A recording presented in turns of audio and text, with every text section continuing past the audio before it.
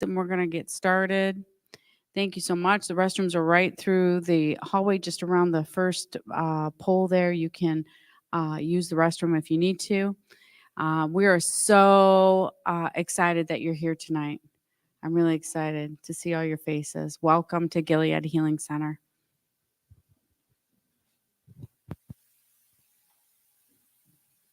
Is this working? Yes. We're not ready to start yet, are we? Awesome. Can you guys hear me? Yes? Okay, that sounds good. There's a bunch of beautiful people here tonight. That's amazing. How many of you here have never been to Gilead before by a show of hands, unless you have a frozen shoulder? Like a little bit higher. Awesome. Welcome, welcome. If you've never been here, this is our 20th anniversary here at Gilead. This place was built back in 2004. And the purpose of Gilead was to for people to have a second chance, so they could come here for healing. So if you've never been here, when you walk into the place on the right side, we have a prayer team. Yes, we have healing rooms on Tuesday night. We also have Christian counselors. We have chiropractors, nutritionists, medical doctors, massage therapists, and so we have the whole array of this idea of having spirit, soul, and body healing, right? So if you've never been here, people can come here any time of the week. They can call to be prayed for. They can be coming into this place to worship if they choose to. It's just an amazing place. So welcome if you've never been here. And if you have, well, welcome again. I know some of you have seen you like a couple hundred times, so I'm familiar with your face. And that's awesome that you're here. So before we start, I'm going to have all of you here standing up just to make sure here that I'm going to warm up your legs. James is going to be the first one. Come on, you're going to lead the show. Everybody come on up. Come on, everybody come on up. Let's go. Let's do it. You can do it. I'm not going to have you do any kind of workouts or anything, but I want you to get up. I just want to make sure I have the right information for the right people, right? The right information for the right people. I want to see who's going to be the last man stand or the last lady. Are you ready? How many of you here, James, you need to stand up. You're not allowed to sit yet. You're probably going to be the first one to sit, but, right? How many of you here so I want you to be thinking about this here for a minute. How many of you here, either yourself or somebody that you know has been affected by heart disease? If one of you here, it's either yourself, somebody that you know, I want you to go ahead and sit down, right? Well, I'm not going to have to work really hard tonight. How many of you here that you know somebody, either yourself or somebody that you know, that's been affected by cancer? Go ahead and have a seat.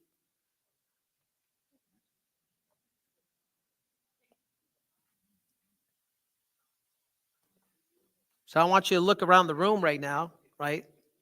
And you see that there's 3 people left. And I like to point out to people and say to them, right? And this is what I say to you tonight. Really, what I want to say to you is one is enough is enough. Think about that for a minute. You may have a seat, right? One is enough is enough. You can have a seat, young man. You can have a seat, young lady. Thank you.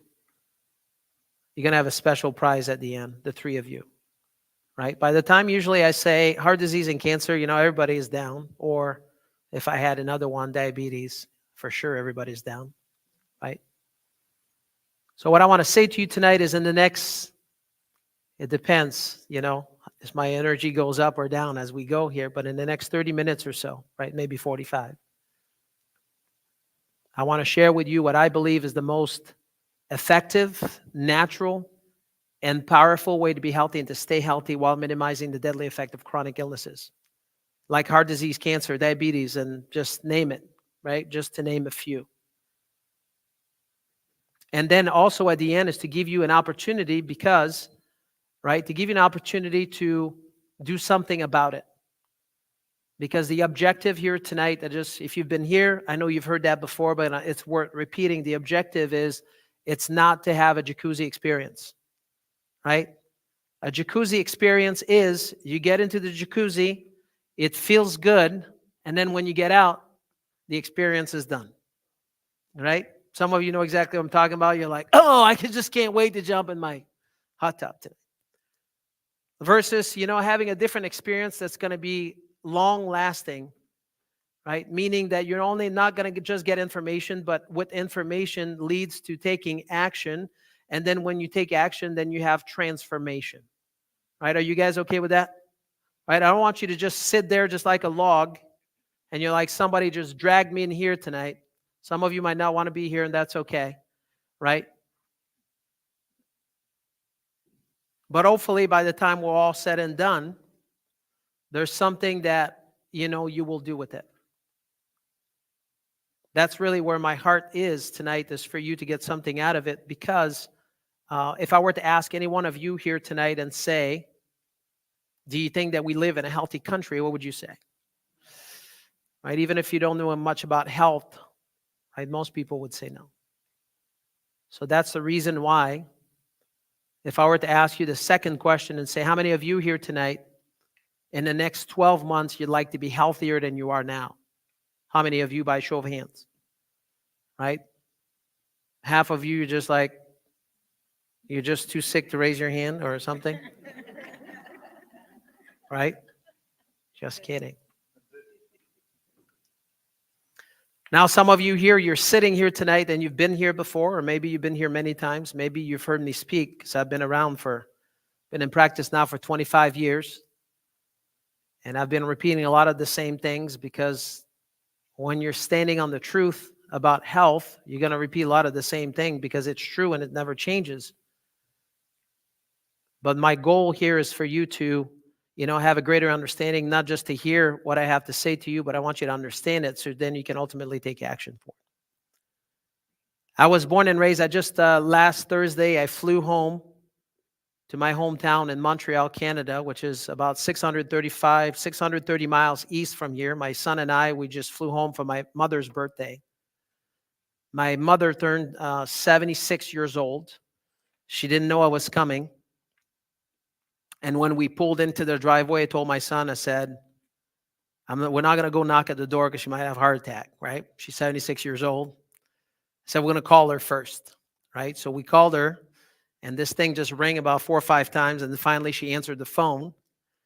And then I just had talked to her at 6 p.m., right, on my way to the airport, but she doesn't know that, right?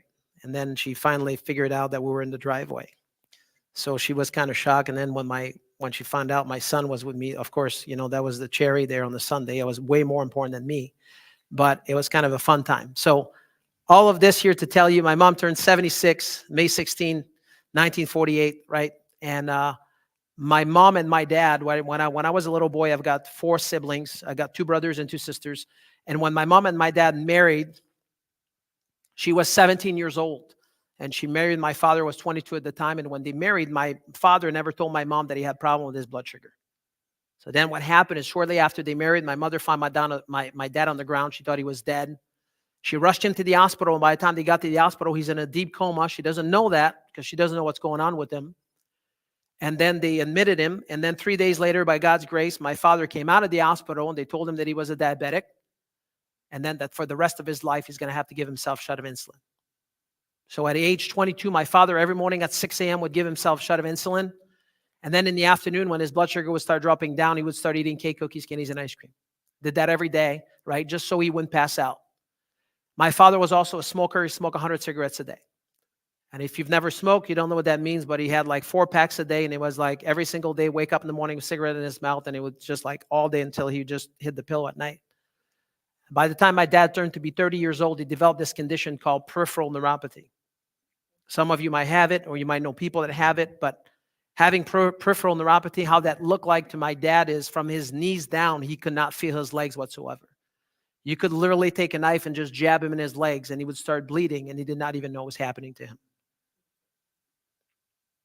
Within 5 years, my father turned to be like, by the time he was 35 years old, he's 3/4 blind. And the reason for that is because when you don't monitor your blood sugar properly, then what happens is your optic nerve is going to die. You're going to start, you won't see, right? So he was going blind.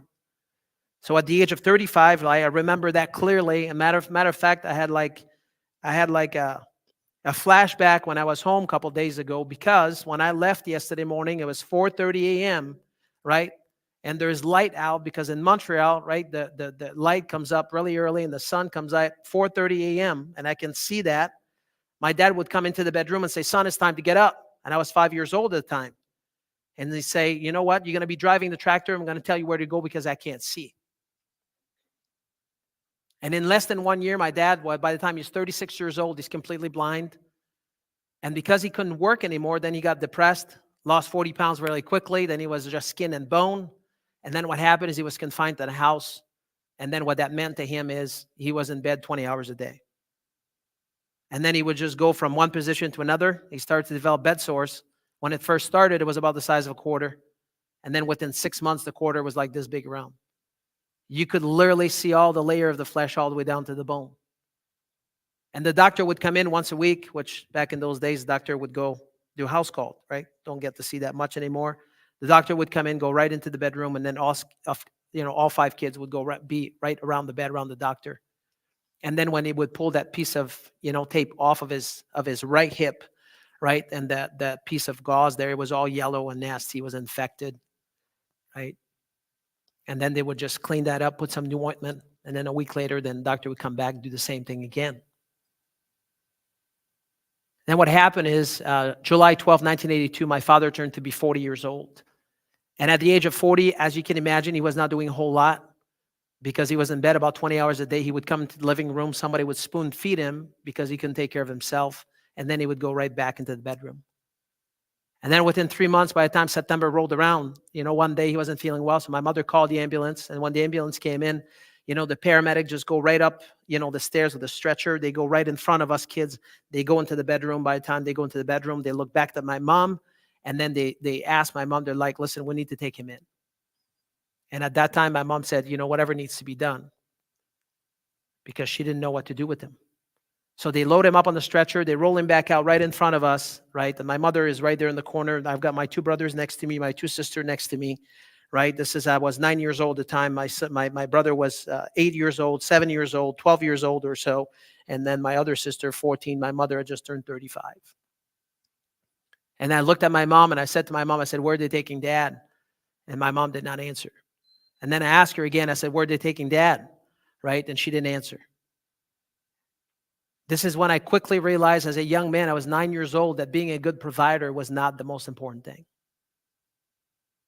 You see, I've been in this town now for 25 years and I've been taking care of thousands of people. And what I notice is when people lose their health, they don't know how to get it back. And when people have their health, they don't know how to keep it. Think about that for a minute. When people lose their health, they don't know how to get it back. And when you have your health, people don't know how to get it, how to keep it. So I want you to think about that for a minute.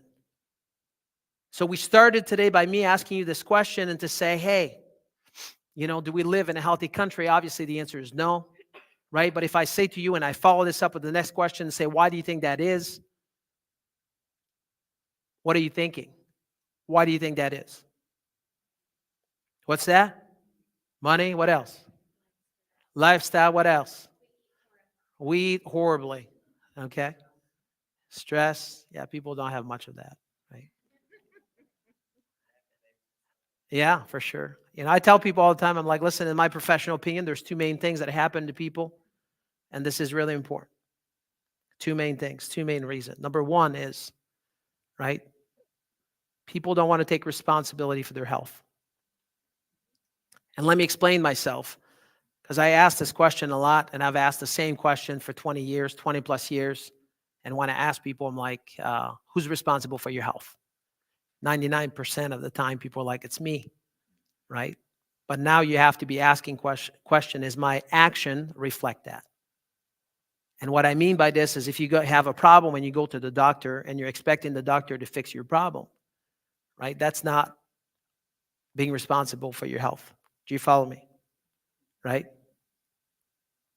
So I want you to understand that being responsible for your health, right? Today I was talking to Bob and I was telling him, I'm like, listen, there's either the pain of discipline or there's the pain of regret, right? There's only one of those 2 things that's going to happen in your lifetime. Either the pain of discipline or the pain of regret, right? You can either just go at the end and say, I should have, could have, would have. Or today you can start, on this journey to do a little bit at a time so you don't have to get to the end, or you don't have to get 3/4 into this and then you say, I should have, could have, or would have. Do you follow me? Right? Number 2 here on this list, number 1 is taking responsibility for your health. Number 2, right, is to have the right information. The right information is kind of important. About a few months ago, I was in Dallas, Texas. I was at a conference, and one of the keynote speakers was an AI guy that he's talking about artificial intelligence. Now, all of you here, I'm not going to ask you your opinion about AI because it really doesn't matter. Some people like it, some people doesn't. But I'm going to tell you something right now that is quite powerful. So he's starting his speech, and as he's starting the speech, he just stopped talking, and there's right there on that board, right, there's a 5-minute video content that he's talking about the stuff that he's selling. And when it's all said and done, he asked the question, he's like, who do you think this is? And everybody said, well, that's you. He's like, that's not me. That's my double. He's like, I've never done that. He's like, matter of fact, I'm going to show you how I did it. And then when it's all said and done, he did stuff like that for an hour. It was like mind-blowing. But when it's all said and done, he says, you better be careful who you're listening to. You better be careful of the information that you're taking in that you think that it's the truth. They were doing studies on the level of trust with the government. And they were asking the question, right, compared to 10 years ago, do we trust the government more or we trust the government less today? What do you think the answer was? Well, of course, right? So you got to be careful about the information you get. So I always tell people, I'm like, number 1, taking responsibility for your health. Number 2, right, is you got to have the right information. The right information is you got to know, right? I mean, sometimes it's kind of hard to maneuver through that. If you've been through COVID, maybe you know a little bit about that, right? Lots of confusion. But I want you to understand, if you have a brand new map of Michigan, right? It's brand new. They just made it today, just finalized today, came out of the print shop, and you're in the middle of New York City and you're trying to find your way around, right? Even if the map is perfect, it's just been printed out, right? But it's Michigan and you're in New York, it's going to be hard to find your way around. Would you agree with that? Yes? Right? You got to have the right information in order to get to where you want to be. So back in 1984, normal cholesterol was 334. 334. Maybe you might want to write this down. 334. Today on your lab test, if you had a lab test in the past few months, right? They want your cholesterol to be below 150. If you have heart disease, it's more like below 100, right? That's okay if you're losing your mind. That's okay. We got pills for that, right? That's also okay if you're just tired all the time. We got a pill for that. It's okay if you can't sleep at night. That's okay. We got a pill for that. That's okay. I mean, if you sleep too much, we got a pill for that too, right? So I want you to think of this here. So since 1984, we've been told that we need to eat less fat. So we've been eating less fat, but yet we're fatter than we've ever been. I want you to think about that for a minute. We were supposed that when you stop eating fat, you're not supposed to have heart disease, but yet we have more heart disease than we've ever had before. Right? We have more cancer than we've ever had. We have the best doctor, the best nurse, the best hospital, the best money, the best of everything, but yet our health sucks. Do you follow me? So you want to make sure that the information you're getting, it's the right information. That's really important. I didn't want to spend too much time on that, but this is that important today. Understanding the information you're getting to be able to make sure that you know what the truth is, right? That we know that the truth will set you free, but you got to have the truth, right? So in the scripture, in the book of Hosea 4:6, it says, my people will perish because of a lack of, right? A lack of knowledge. People don't know what they don't know. I want you to understand that, right? So this leads me here tonight to, there's this thing called health, right? If I ask all of you, say in the next 12 months, you want to be healthier, all of you are going to say yes. How do I know that? Because I've asked the same question for 25 years. I've never had anybody saying no, right? People don't say, oh, I really want to be sicker in 12 months. People don't say that. They're like, well, of course I want to be healthier. I'm like, okay, well, show me what does that mean though? Right? So there's 3 different paradigms of health, right? How many? 3. There's 3 different paradigms of health. Paradigm means, how do you define health today for you, right? All the question that you're going to be asking from this point on is going to be based on how you define health for you, right? So how does Dennis define health? How does Lois define health? How you define health for yourself, it's going to be like all the questions you're going to be asking from this point on for Carol, it's going to be based on how she defines health for herself. So what that means is there's some people that there's 3 different paradigms. So number 1 is this is the paradigm of where most people are at today, right? So you go see the doctor, you have symptoms, and then the doctor is going to do what? Right? He's going to get out his pad of paper and he's going to give you a prescription, going to give you a pill for it, right? And then if the pill is making your symptom better or make your numbers look better, we're going to say you are what? Yeah, you're doing great because your numbers look good, right? So you could be taking a blood pressure pill. Your blood pressure is 200 over 150. You take the blood pressure pill, it goes back to 120 over 80. And then we'll say, hey, your numbers look great. But is the problem still there, though? It's like me telling you tonight that, you have headaches because you don't have enough aspirin in your brain. Is that it? Do you have acid reflux because you just don't have enough Tums in your belly? But yet people do that every day. They never question it. They're like, when I take the Tums, I feel better. And I'm like, oh, that's good. But would you not want to find out what's causing the problem, though? Because if you don't know what's causing the problem, you can't get the solution for it. Does that make sense? So in this paradigm of health, right, which is really a paradigm of sickness, is like what we do is we just like our definition of health for people that are here. They're like, hey, if my numbers look good, or if my symptoms are better, right, that means I'm healthy. Do you follow me? Right? So if you define health like that, this is not working too well. Because how do we know that? Out of 40 industrialized countries, we're ranked number 37. Right? So how's that working out for you? Not so good. So that's number 1. Now, some of you here tonight might be like, oh, Dr. Jean-Guy, I don't do that. Right? Matter of fact, I don't even go see the doctor.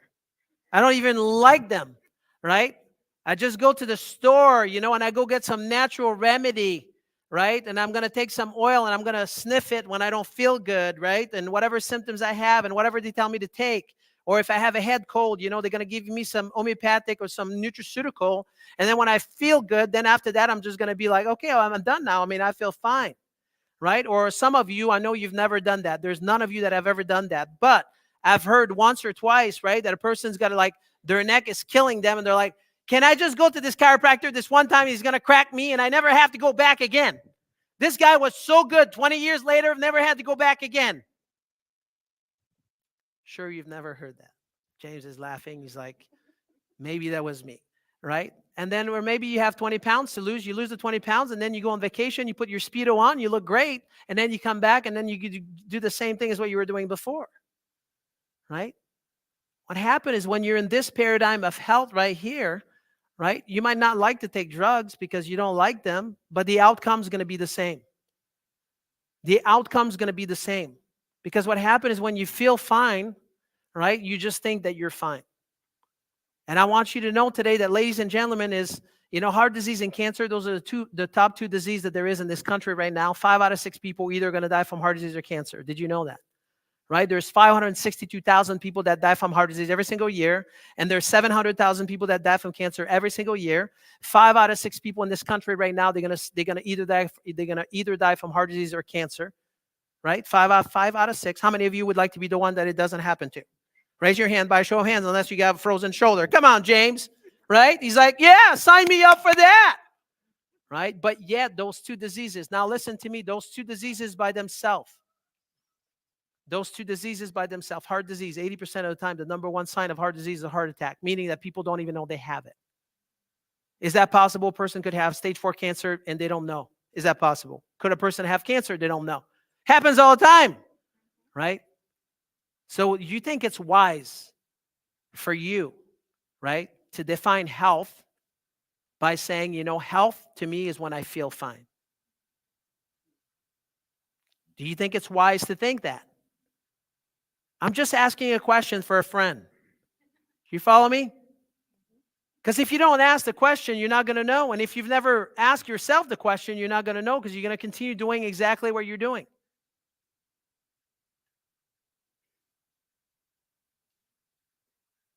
So now we get into the last paradigm of health, right? Which is really where I think that true health is. In this paradigm here, everything has to do with being the best version of yourself that you can be. It doesn't matter if you have symptoms or no symptom, right? It doesn't matter. I don't want you to raise your hands, but how many of you here believe that when you have a fever that you're sick? That was a trick question. Don't raise your hand. Don't do that. Right?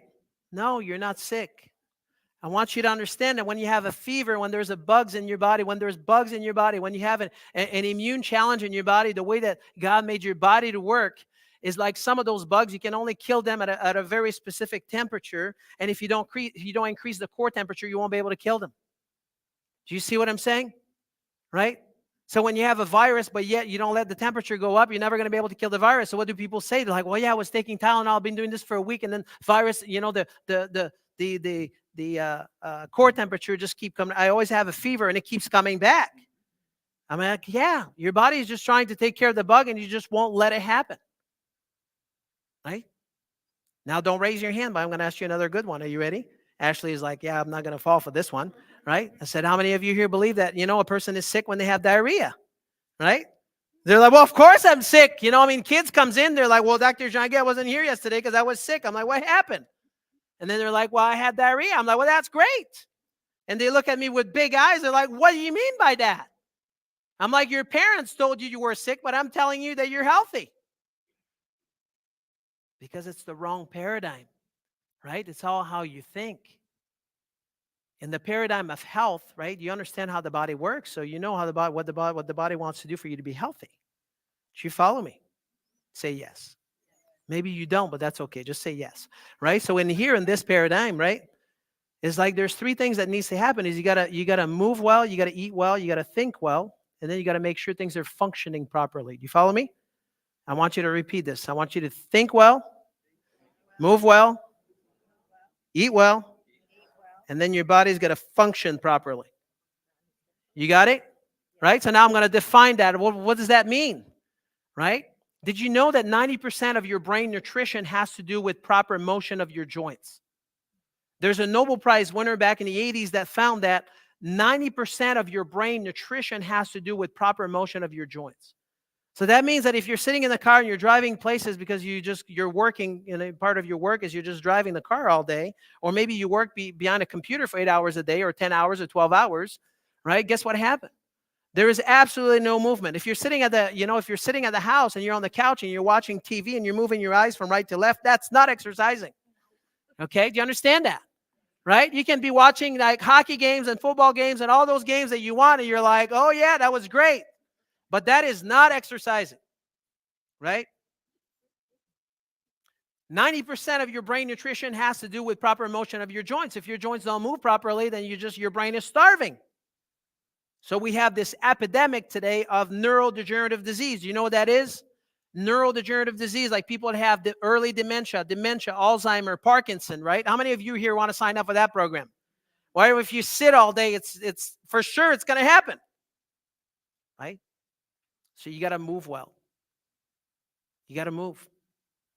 And then number 2, right, is you got to eat well. Eating well is if you are on the SAD diet. Do you know what the SAD diet is? The SAD diet is the standard American diet. You know, the food pyramid? If you look on Dr. Google and you type in the food pyramid and you follow that, for sure you're going to die early. For sure you will die early. Right? Because when you're a standard American diet, what you do is you eat a lot of calories. They're empty calories. You eat a lot of cake, cookies, candies, ice cream, bread, rice, and pasta. Right? You have a lot of crackers. You have a lot of bread. You have a lot of junk. Right? And that's why people eat all day, because they're like, hey, that's no big deal. You can eat sugar all day. It's not going to hurt you. Right? The average American right now will eat somewhere between 150 to 180 pounds of sugar per year. Right? I want you to think of that, 150 to 180 pounds of sugar per year, right? So when you eat cake, cookies, candies, ice cream, bread, rice, and pasta, and you follow the food pyramid, right? Either things that are sugar, they break down into sugar, for sure. We are creating like an army of people that's going to need some pills later, right? Because now you have high blood pressure, no problem, we got a pill for that. You have high cholesterol, we got a pill for that. Your blood sugar is high, we got a pill for that. You're depressed, we got a pill for that. You're too happy, we got a pill for that too. You can't sleep at night, we got a pill for that. You're anxious, we got a pill for that. Right? You got a female problem like PCOS, we got a pill for that. You got cysts, we got a pill for that. right? Your cycle don't work right. We got a pill for that too. Think about that for a minute, right? You're like, Dr. Jean-Guy, I'm just discouraged right now. I'm like, you should, right? You should. They're trying to get you, right? You got to be careful who you're watching, who you're listening to. So you got to move well. You got to eat well, right? You got to eat food. And then you got to think well, right? Thinking well is pretty amazing. We've known for a long time that you can create your own disease with your mind, right? So if you're around people that are raining on your parade, they should be like, out. If it's your family member, out, right? Some of you, your family members, they just ran on your parade. They shouldn't be around you, right? You should limit the amount of time you spend with them. Because what happened is we already know that you can create disease with your mind, right? You can create disease with your mind, but you can also create health with your mind, which is really fascinating to me, right? This is just a side note. I wasn't supposed to tell you this, but I want to tell you anyway. I was in another meeting in Texas. I don't know why all the meetings are there, but for some reason I was there just a couple weeks ago, and they have this biohacking, meeting. So biohacking is like, what can you do to the body to just get the body to be better faster? And there's this guy there. How many of you here understand when I use the word mitochondria? Do you know what that is? Mitochondria is the powerhouse of the cells. Okay, so I'm going to explain what that means in plain English, right? That there's 70 trillion cells in your body. How many? 70 trillion cells. Within your cells, there's this thing called the mitochondria. And the mitochondria is the powerhouse of the cells. That's what creates energy, right? You follow me? So this guy says to me, right? I'm just started talking to him. He was really interesting. So I started talking to him for about an hour. And I said, hey, I want you to tell me here, how do you get this mitochondria to just like to get healthier? Because now they have those blood tests. They're like $700. You do a couple of drops of blood, and they're going to test your mitochondria, and they're going to tell you the health of the mitochondria. And if I was you, I wouldn't worry about testing your cholesterol, because you know what? It just means nothing. You're much better off to have a test of your mitochondria to see if they're healthy or not, if you're going to be healthy or not, versus not, right? Than having your blood test at your doctor's office going to tell you how your cholesterol is. But I'll tell you more about that later. So anyway, so here's the mitochondria. So here's 4 little drops. And then the guy says to me, now listen, right? The guy says to me, he's like, listen, when I go to those meetings there in California, they have those meetings of this guy. His name is Dr. Joe Dispenza.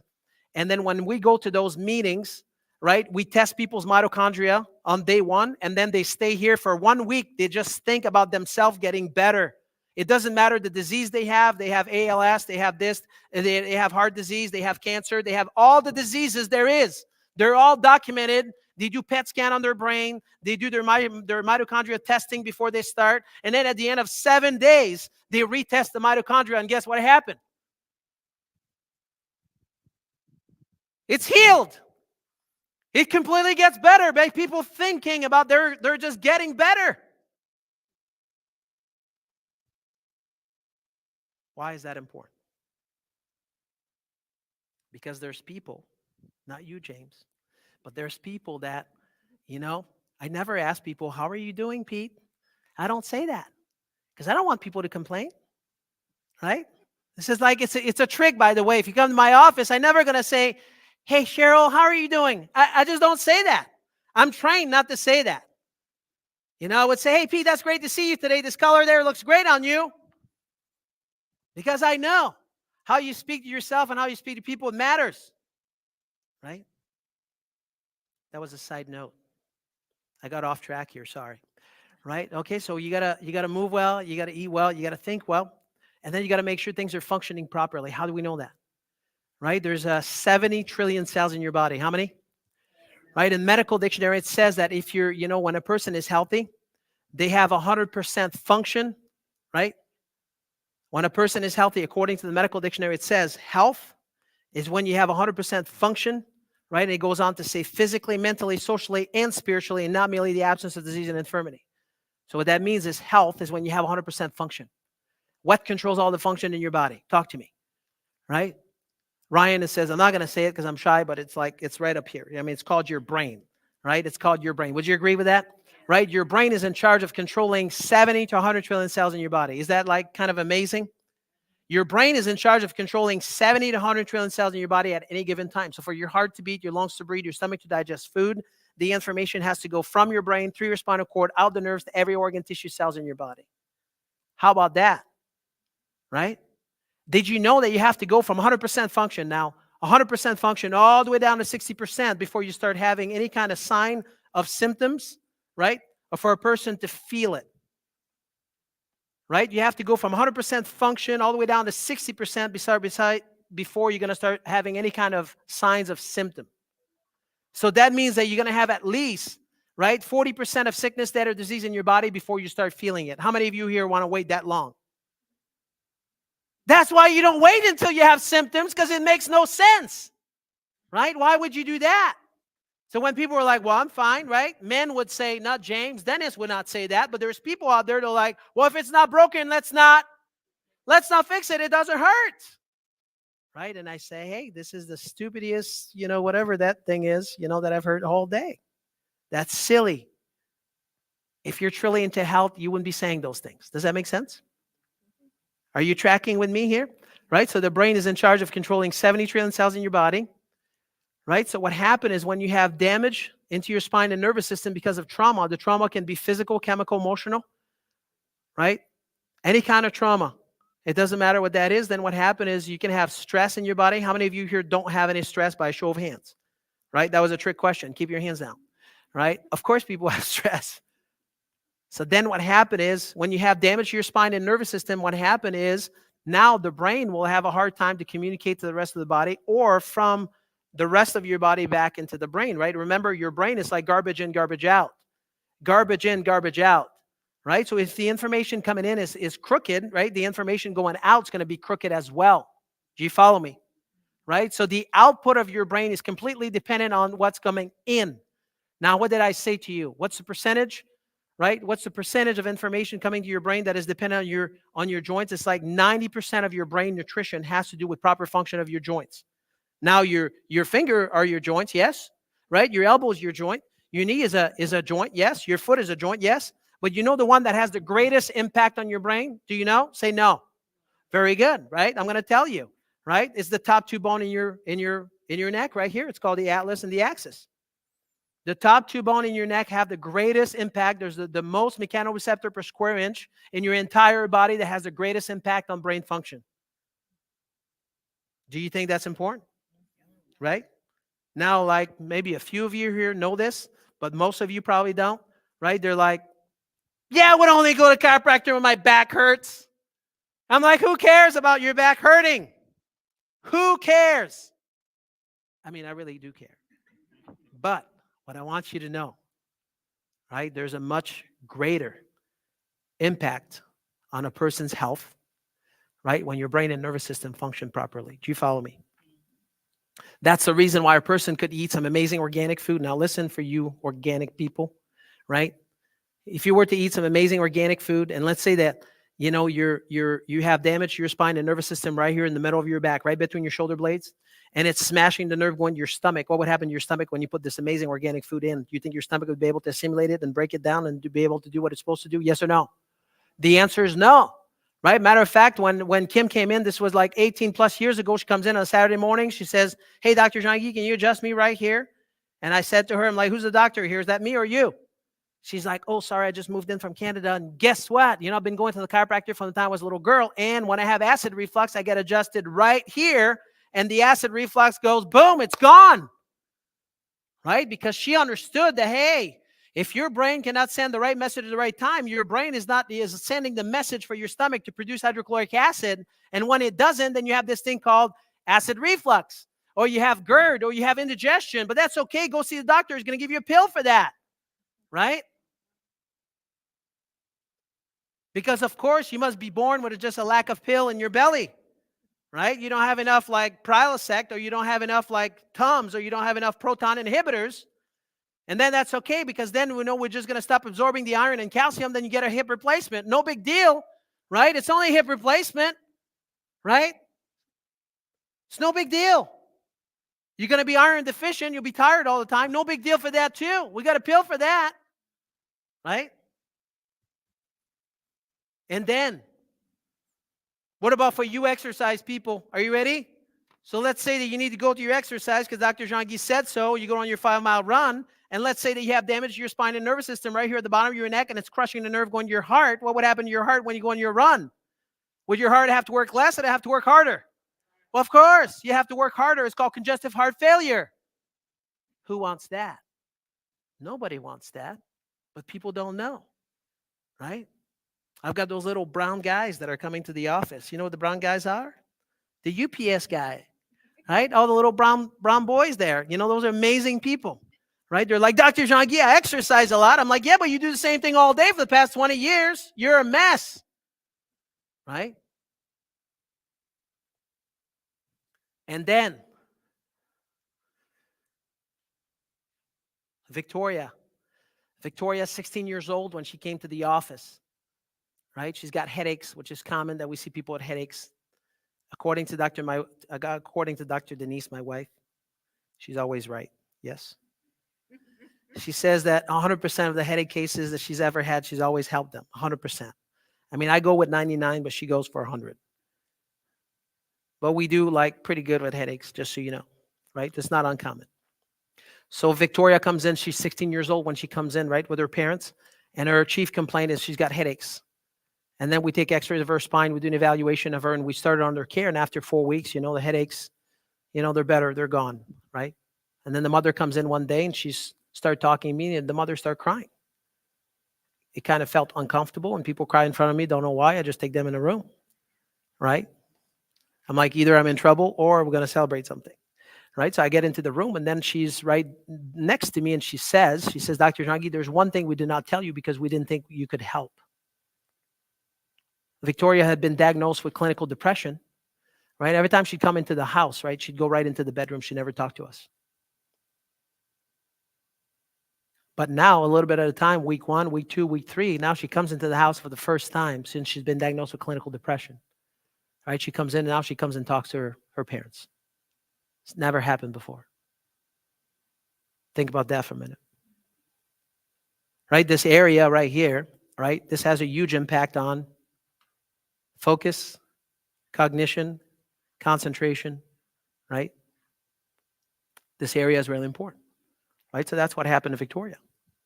So you could be eating well, but if you eat well but things don't function properly, are you going to be able to maximize from eating well? Yes or no? The answer is no. You could be moving well like those little UPS guy. They're just moving a lot, right? But if you're moving a lot and you do the same thing over and over again, you do this for 20, 30 years, are you doing yourself some good or some bad? What do you think? Probably there's some of those things that you're doing that's probably going to wear your body down because the tires are not aligned properly. Would you agree with that? Right? And then if you're around people that are raining on your parade, you know, that's going to be a problem. There is no way a person can get better, right? When you're around people that are just being negative all day long, there's no way. And then on top of that, you got to make sure things are functioning properly. Does that make sense? Yes or yes? The answer was yes, right? So this leads me to always tell people, and I want to tell you tonight that, hey, I don't know if somebody dragged you here or not, but I just want to tell you that when it comes down to your health, you can do whatever you want because that's your health. Right? Would you agree with that? That's your health. You can do whatever you want with it. But just imagine here for a minute that you don't do anything about the problems that you have. And you just keep doing what you keep doing. What kind of outcome you think you're going to have? The same, the exact same. The definition of insanity is to do something over and over again, expecting something different, right? Taking more drugs doesn't make people healthier, right? Being on a standard American diet is not going to make you any healthier. Not moving is not going to make you any healthier. If you don't change something, right, the outcome is going to be the same. So I want you to know tonight that the outcome is going to be the same if you keep doing the same thing, right? I just want you to know that. That's a side note. However, right, not doing anything about the problems you have, you wait for another, a year, 2 years, 3 years, 6 months, you think you're going to be better or worse? Take a guess. It's going to be worse, right? It doesn't matter. People are like, oh, I'm going to be fine. No, you won't. Things get worse. They don't get better. If you don't do anything about it, it's going to get worse. 100% of the time. It's not just magically say, oh, it's just going to get better. It won't. It's impossible, right? For most people's life, with their health, it's like a freight train. They're going 100 miles an hour the wrong way. You got to slow it down, stop it, go the other way. Do you follow me? Right? So you don't do anything, it's going to get worse. Knowing that something could have been done, right? So you can take it into a different direction. Some of you here tonight, I would dare to say you have goals, you have dreams. Maybe some of you don't, but if we spend like an hour together, I'm sure we could find something that you really want. And I say to you, some of you might want to just be able to travel, but you don't feel like you can't do that. Some of you might want to just get on your knees, play with your kids or grandkids, but you can't do that. Some of you here would like to be there at the, your kid's wedding, but you don't think that you can do it, or just you can walk your daughter down the aisle because your health's not going to be there. Think about that for a minute, right? Every person here, you have different dreams. I don't know what they are, but I'm sure that you do. So I say to you, hey, you know what? In 10, 15, 20 years from now, do you have a better chance to reach those goals if you have your health or if you don't have it? Obviously, if you have it. Obviously. Right? That's why before I feed you tonight, which I know that was the most important part, and I just wrecked the whole thing. Right? I started with this and people were like, when are we going to eat? Right? But before you eat, number one, I'm going to test you. Right? I'm going to bring some bread on the table and see who's going to eat it. Right? I'm going to be watching, just so you know. It's like, either you get a gold star or you don't. But I want to just, offer to you tonight, right? If you've never had one of those, right? It's called the Wellness Breakthrough Evaluation, right? What is that? A Wellness Breakthrough Evaluation, there's three main things that, there's more than three things that we do, but there's three main things that we do, is we do this thing called a nerve scan. And the reason why we do this is because 90% of your nervous system has nothing to do with pain. Can you guys say that for me? What's the percentage? 90% of your nervous system has nothing to do with pain. Nothing. Zippo, nada. Right? None. So can you just gauge your health based on how you feel and if you have pain or no pain? Yes or no? Pete, don't drop the ball on me. The answer is no. Good job, Pete. Okay? So the answer is no, for sure. Right? So that's the reason why we do that. Number two is we do an advanced biomechanical, postural analysis. And the reason why we do this is because your posture is a window to your spine and nervous system. Right? Matter of fact, they do studies when people start walking like this. I know it's not a view here, but when people are like this, right? They have this thing called the kyphosis, right? They know that their risk of having heart disease goes up by 80%. So when you have a bad posture, which a lot of people, they already know this because they always talk to me about they're like, oh yeah, I already know I have a bad posture. You see this hump right here, Dr. Jean-Guy? Nobody's ever able to take that out. I'm like, well, I can, right? If you know how. So your posture is a window to your spine and nervous system. Last but not least is we do an advanced biomechanical digital x-rays. Why do we do that? Because we want to find out if there's any damage in your spine, right? How long has the damage been there for? How much damage do you have? Can that be corrected? Can that be fixed?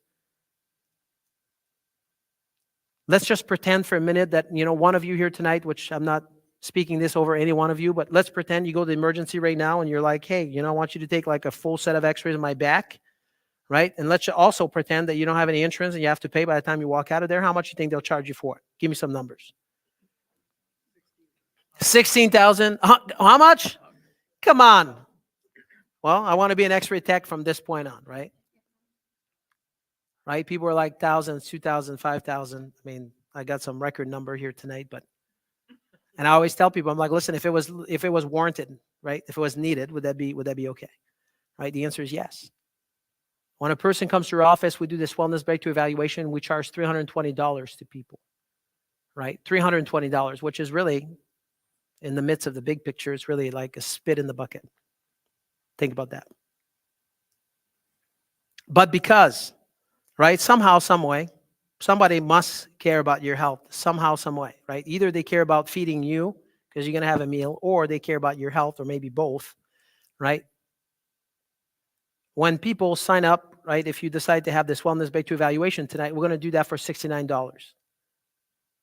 $69. You'll have the whole evaluation. The evaluation consists of, we're going to do those three things, and then we're going to take you all the way to the report of findings, which is the second, it's called the doctor's report, right? So why do we do that? Why do I do that? I'm glad you asked. I'm going to tell you why, right? I'm going to bring you back here, September 14, 1982. Do you remember that? September 14, 1982. Do you remember that? Right? If you didn't remember, I started with that today, September 14, 1982. Right? When they left with my dad that day, right? I was 9 years old. My brother was 8 years old. My other brother was 7 years old, 12 years old, 14 years old. My sisters, then my mom was 35, remember? And they left with my dad there, right? I never saw my dad again, right? At the age of 40 years old, my father had a heart attack on his way to the hospital. Left behind him 5 kids. None of us were teenagers, or barely, right? And if my father would have been sitting right here tonight, right here in front of me, right, the chances are, right, 10 years prior to him getting sick, the chances are he would have seen me getting married. He would have seen his grandkids playing sports, right? He would have seen my graduation. But you know what? That never happened because, right, nobody's ever taken the time really to tell him really what health was all about. Do you follow me? Right? This is dear to me. This is dear to me. I dedicated my whole life to do what I do, right? And that's the reason why I decided that, I would extend to you this offer for this Wellness Breakthrough Evaluation. That's the reason why, right? So now you decide to do this here. Before I feed you, I just want to make sure I'm clear because they're going to give me a hard time. My team's going to give you a hard time. I have bosses. I'm not the boss. Just so you know, they boss me around all the time. But you have this thing here on the table. It's right underneath the flowers, right? Somebody here on the table, I want you to pull this right underneath the flower pot there. Pull that off the table. Who's going to do that? Each table here, you need to do that. You see this here? I need to tell you how we do this because you're going to ask me later, right? There's a QR code. If you don't know how that works, that's okay. Somebody's going to walk around and they're gonna help you out. But if you know how this QR code works, you just take your phone and you just scan this, right? Everybody here, you can just scan the QR code. It's going to take you to 2 offices. How many? 2 offices. It's either going to say Gilead Healing Center or Russell Daniel Holistic Center. We have 2 offices. This is one of them. And we have another office in Frandor there in Lansing. And then you pick the office. Then you're going to put your name in. You're going to put your information in. Then you're going to schedule your appointment. And then it's going to take you to the payment page. You follow me? Right? So those are the steps that you need to take. Make sure that you pick the office, and then you're going to put your name. You're going to put the appointment. Now, if you need to change the appointment, that's okay. Just pick an appointment for tonight, right? And then you'll be able to get to the payment page, and then you'll be all set. Do you understand that? Then if you have no idea what I said, you say, I don't know what a QR code is, that's okay. Somebody's going to be walking around. They're going to just hold your hands when we can help you out with that. Fair enough? Is that okay? Yes? Can I hear a big yes? Okay, very good. Food is coming. So here's what's going to happen. Dr. Denise, she's usually the one in charge. She's always in charge. But when I'm at my office and she's not there, I'm in charge. I'm just giving you a side note, right? But tonight she's here, so she's in charge. So she's going to be telling you guys to go and get the food. She's going to tell us how to do that. And I think we're going to go out this way and we're going to come back this way, right? So what's going to happen here is she's going to tell us which table going to do this first. And then I'm going to be praying for your food before you come in, and I'll be watching when they bring the bread, just so you know. Okay, I'm watching. And then there's one more thing that I want to do here before, right? Now listen to me here. I know you're all excited here. Food is coming, but I want to tell you this last story because this was impactful to me. How many of you here know about the story about the bison and the cows, right? If you know the story, just be quiet. Anybody knows the story? Anybody? Nobody knows the story about the cows and the bison? Nobody. Okay, well, that's amazing. I want to tell you the story, okay? Because that's a good one. Did you know that when there's a storm, right? A cow, do you know what the cow is going to do when there's a storm? The cow is going to start backing up there because, it's like, just going to wait, let's just see, right? Let's just wait and see. But if you have a bison, right, the bison's going to go right through it. And what I pray for you tonight is not to wait, because I guarantee you the storm is coming. The storm, right, is people losing their health. That's the storm. In everybody's life here, this is just like, it's just time. Every single day, if you don't do anything, it's going to get worse, right? The longer you wait with the problems you have, is it going to take less time, more time to fix it? Is it going to cost less or more money? What do you think? Every time or every time? Yeah, every time. Do you want to be a cow or you want to be a bison? Thank you, right? But you make the choice. Those choices, they're both good, right? You just need to understand there's consequence to the choice, right? For everybody. But what I pray over you here tonight is to be the bison. to get right through the storm now, right? So you have a chance to get through it, right? And to have a better life for really what you want for your life. Does that make sense? Right? And if you're not sure yet what you want for your life, just go to the nursing home and just go look at people that are in a wheelchair drooling all over themselves and they don't know who's in front of them. If you don't think that's real, just go for one day and see what happens, right? So don't be the cow, be the bison. Okay, so let's pray. Father, thank you, Lord, for this amazing group of people here today. Lord, I just pray that you just allow those seeds to grow in their mind and heart. And if it was not from you tonight, whatever I said, you just let it go past. Don't let it stick. But if it was from you, Lord, we just pray that not only that those seeds will grow, but they will be activated. And we're just thankful for the people that made this food tonight. And we just pray that you bless the food as it's about to nourish your body. In Jesus' name. Okay, Dr. Denise, who's going to be first? Okay, let's do that. While those guys are gone, we're going to speak behind their back. Okay, so here's what's going to happen. We're going to talk behind their back. Are you ready? So what Dr. Janki is going to do here before I go home, because some of you might be sitting there and you're like, hey, I've got some questions. So I want to be able to answer a few questions before I leave. So if you have some question while those folks there are gone out there to get some food, I can answer your question. If you don't have any question, I'm just going to go home. You just eat. James got a question. Oh, he doesn't have a question. He wants me to go home.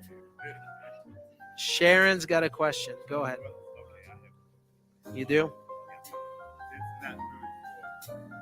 It's not for the people? Yeah. Is that a health question? Okay. Yeah. Yeah.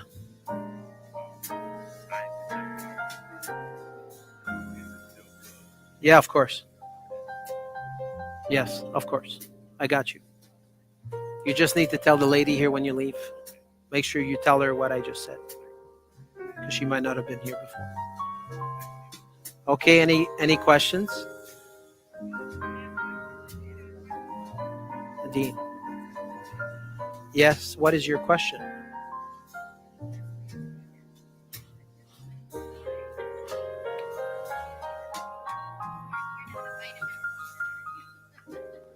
So I want you to be a little bit, if you want me to answer this question, I mean, this is a big subject here and we can teach for days on supplements and vitamin. Are you just talking about vitamin D? Vitamin D is a fat-soluble vitamin, so it should be taken with fat. So when you eat, it should be with food. It should not be on an empty stomach. And most vitamin D, when they sell it, they're also going to sell it into a fat base, right? So they already put it in that environment so it can be absorbed. Does that make sense? Yeah.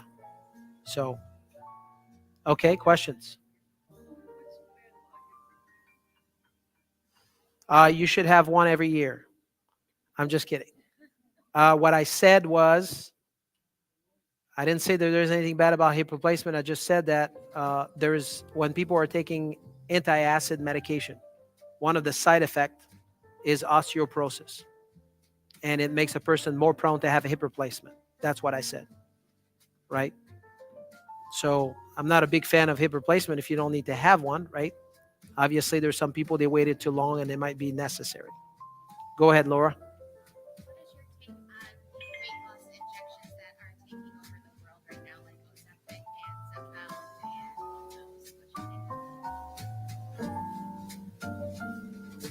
I think you already asked me a question you know the answer to. So when people are taking, Laura's question is when people are taking Ozempic for quote unquote for diabetes, or they're taking it for weight loss, and people do lose weight, but there's a cost, right? Those medication of what they do and the side effect. If you just listen to the advertising and you look at all the side effect, I don't know if it's worth. And it's not just the side effect while you're taking the drugs, but it's the post side effect that people have, right? Long term. But as you understand, is people want to have a quick reward, right? For long-term consequence. So I'm not a fan of it. I think there's other ways to do it that are as effective, right? It's just a matter of being committed. And I think people can definitely do it for for sure. Yes, Sharon, what is your question, honey? Can I share? So Sharon's question is, can a diabetic should be on a gluten-free diet? I do believe that most people should stay away from gluten to begin with, regardless of the condition they have. And the reason for that is because most of the grain in this country are genetically modified, right? So soy, corn, wheat, they're genetically modified. And the body doesn't really know what to do with that. So gluten is not a health food for sure. People should stay away from it. Oatmeal, there's no gluten in oats. The problem though is the farmers, they grow oats and wheat in the same field. So if you buy oats, you should be buying oats that hasn't been refined, like still cut oats. It takes 30 minutes or so, 40 minutes to cook, and it should be gluten-free. That should be the goal. Okay, what about Bob? Is there any question at your table before I go? Yes? Who's going to ask? You will? Okay. You got bone on bone. Is that repairable?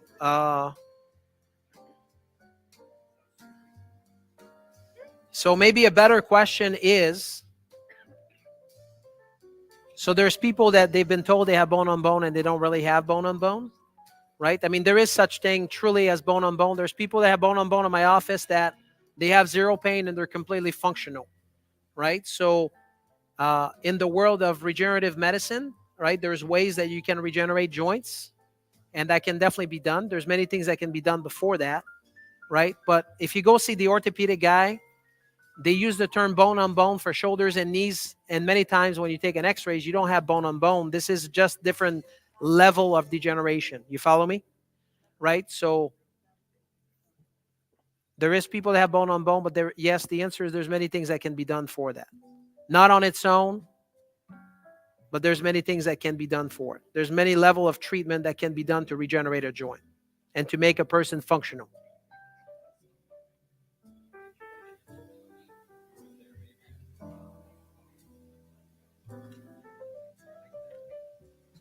Laser therapy, light. I did not touch on that. Which question you want? What do you want me to talk about? Are you talking about soft wave? Oh, this is not a light therapy. It's called acoustic sound wave. Acoustic sound wave has the ability to stimulate your own stem cells to regenerate a joint. Yes. So in the natural world, there's some machine, that's one of them, that it has the ability to bring in new beds of cells and to regenerate a joint with your own stem cells. Soft wave therapy will do that. 100%. Joanne, do you have any question, Joanne? Robert is the only one asking questions? Okay. Yes, dear. Yes. Yeah. Yes.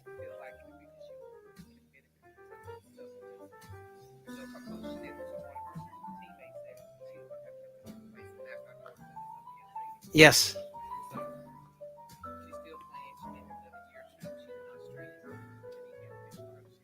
Oh, yeah, 100%. Yes. There's many things that can be done. If you don't have a complete tear, right, the body has the ability to heal itself, so it will be able to repair that. But you have to be mechanically sound in a gravity environment and having the right raw material to be able to do that. Does that make sense? Yeah. Any other questions? Go ahead there. I have scoliosis of the spine, Yes. and now I have a degenerative disc disease between L1 and L5. Yes. And they're talking about, my ortho doctor's talking about giving me the 2 tests of the blocker, Yes. and then giving me the, as long as they work, giving me the final block that will last 6 to 12 months. Yes. A rhizotomy. Yes. Yes. So is that a good idea? Because I'm in a lot of pain. Yeah. And it is affecting my legs now. So without an evaluation, I don't have an answer for that, but there's many things that can be done for people that have chronic pain before you get to the rhizotomy, which they burn the nerve. That's what they do. Yeah. Sometimes there might be some value to that, but again, you're not. The first line of attack is always to try to get to the cause of the problem, right? What's causing it. So many times pain will be amplified when there's not enough motion in a joint, right? So when you're improving motion in a joint, when people have scoliosis, right? The scoliosis is a curvature of the spine, and it doesn't mean that those joints are not moving, right? So I have this lady right now that has a scoliosis, and I made a brace for her, and since she's been wearing the brace, she's got zero pain, and she couldn't function before, right? So there's ways that you can make a person more functional. You can improve their lifestyle and how they feel with other means. It just depends of like which direction that a person wants to take it. Scoliosis is not a phenomenon. Yeah.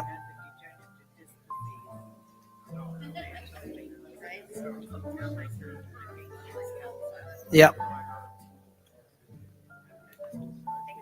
You're welcome.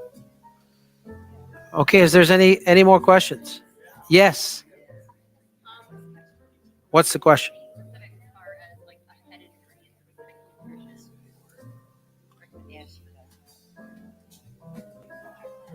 If a person has a concussion, is that what you mean? And specifically nutrition, is that what you're talking about? There's many of them. The minerals are probably at the top of the list. Magnesium is one of them. The B vitamins are another one. The B vitamins, the essential fatty acid are also really important, right? Those are the ones that there is a certain form of turmeric that has the ability to cross the blood-brain barrier, but many of them don't. But if they're bioavailable, depending what they're connected to, has the ability to do that. So those are some of the things that can help with that. You bet. Yes, there. Yeah, we do have those. Yes. One more? One more. I'm listening.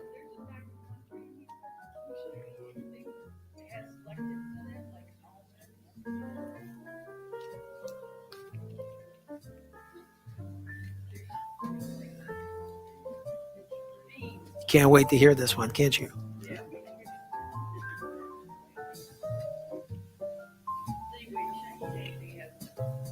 Yes. And what's the question? No. I think that people should be eating food. And there's some people they might not do well with some of those food. I agree with that. But not necessarily all of them.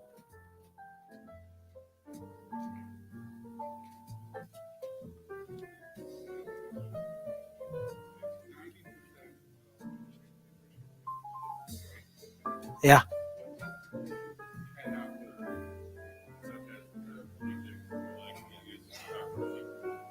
Yeah, when they do PET scan on those people, they see their brain shrinking at a very fast pace.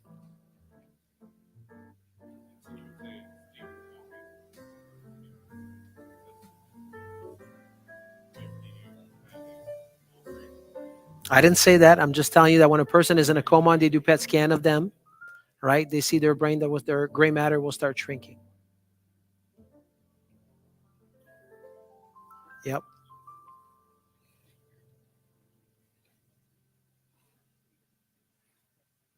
Okay.